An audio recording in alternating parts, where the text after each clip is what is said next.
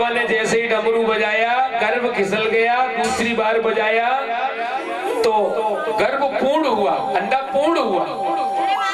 और उसके बाद में तीसरी बार जैसे ही बजाया तो उस अंडे से एक प्यारा सा पक्षी निकला। वही नारद जी आ गए। नारद जी आते हैं, देखते हैं मैया। आज जैसे ही नारद जी ने देखा कि माँ अकेली बैठी है, भोले बाबा नहीं है, आकर के पूछ लिया नारद बाबा ने, मैया जगत में कोई किसी का नहीं है, संसार में कोई भी किसी का नहीं है। हाँ, माता कहती है कि आप कैसे कहते हो, मेरे पति तो मुझे संसार में सबसे ज्यादा प्रेम करते हैं, सबसे ज्यादा। नारद जी बोले यदि आपके पति आपको सबसे ज्यादा प्रेम करते हैं तो ऐसी कोई चर्चा ही नहीं होगी जो आपसे प्रभु ने छिपा रखी हो, कोई कहानी, ऐसा कोई स्वरूप, ऐसी कोई बात होगी ही नहीं जो छिपा रखी हो। बोले नहीं, हर बात बताते हैं मेरे स्वामी मुझे, हर बार। तो माँ बेटे जूते पहन के इधर एक बार प्रेम से बोलो राधे राधे। आज भक्तों कोई बात नहीं। नारद जी ने मैया से पूछ लिया, माँ आपको ये भी पता होगा कि भोले बाबा के गले में जो कंठा पड़ा हुआ है, जो माला पड़ी हुई है, वो किसकी है? उसमें किसका स्वरूप है? मैया बोली बात तो सारी बताई पर यही नहीं बताई, यही नहीं बताई। बोले कोई बात नहीं।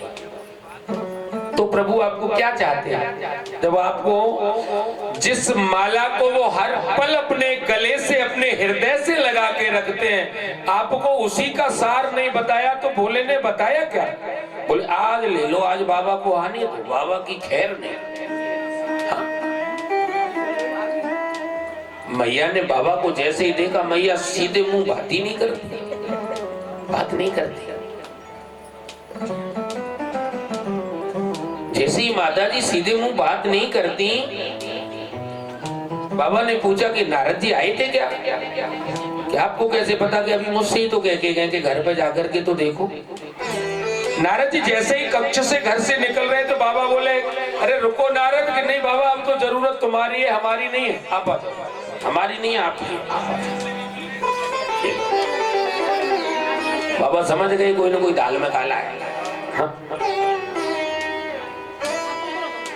मैया ने कहा कि आप ये बताओ, आपके गले में जो कंठों की माला पड़ी है ये किसकी है? आपकी जो गले में ये शीशों की माला किसके सिर है? ये किसका स्वरूप है? ये बाबा बोले देवी किसका हो सकता है, तुम्हारे अलावा हम चाहते किसे? हम तो आपको ही हमेशा सदैव अपने से दूर नहीं करते। हम अजन्मे हैं, कभी मरते नहीं। आप आती और जाती हो, आती और जाती हो, लेकिन आपसे इतना प्रेम है कि जब आप आती हो तो आपको हृदय से लगा के रखते हैं, मगर आप जाती हो तो आपके इस स्वरूप को अपने कंठ से लगा के रखते हैं, वो आप ही। अब मैया बोली ये और मामला गड़बड़। क्यों? प्रभु ऐसा आपने कौन सी दवा पी रखी है कि हम तो आते हैं और फिर जाते हैं, मगर आप आते ही आते हो, कभी जाते नहीं? ऐसी कौन सी दवा है, थोड़ा हमको भी पिला दो। संसार में ऐसा तो कोई नहीं है जो मरना चाहता हो। ऐसा कोई है जो मरना चाहता हो? मरा जो मरने वाला है ना, बिल्कुल बिल्कुल अंतिम सांस गिन रहा है तो भी राम का नाम याद नहीं आता है, बिल्कुल नहीं आता। क्या आता है? माया। मेरा बेटा अकेला रह जाएगा, ये तो बुद्धू है, इसको ये परिवार को कैसे चलाएगा, मेरे बाद पता नहीं मेरे घर का क्या होगा, पता नहीं। कुछ नहीं है, ना घर उसका, ना परिवार उसका, ना बेटा उसका, ना बेटी उसकी, सब कुछ है वही है, जहां से आया है जाना वही है वही, लेकिन जीते जी के जंजाल बड़े हैं राम जी, और इन जंजालों से जो छूट गया, इको थोड़ा कम करो बेटा, इन जंजालों से जो छूट गया समझ लो कि संत बन गया। मैं ये नहीं कह रहा कि बाबा जी बन जाओ घर से सब कुछ छोड़ के, नहीं, लेकिन घर में रह करके भी कुछ छूट जाए तो समझ लो कि आपने बहुत कुछ पा लिया। परिवार में रहते हुए यदि थोड़ा बहुत माया मोह तुमसे दूर हो जाए, छूट जाए, तो समझ लो बहुत कुछ पा लिया। छूटता नहीं। हाँ।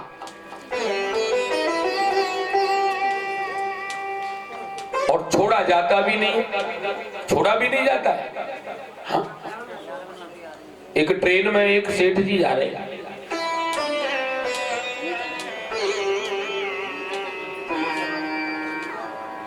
एक ट्रेन में एक सेठ जी जा रहे हैं,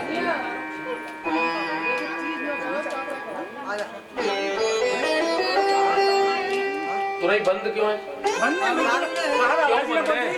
इससे मत कहो, उससे कहो जो तुरई का मास्टर है, उससे कहो सेट कर। बेटे तुमने तुरई अलग मशीन से नहीं लगाई? अलग से लगी हमारे तो। क्यों नहीं चल रही? चली ना, नहीं, बंद होगा तो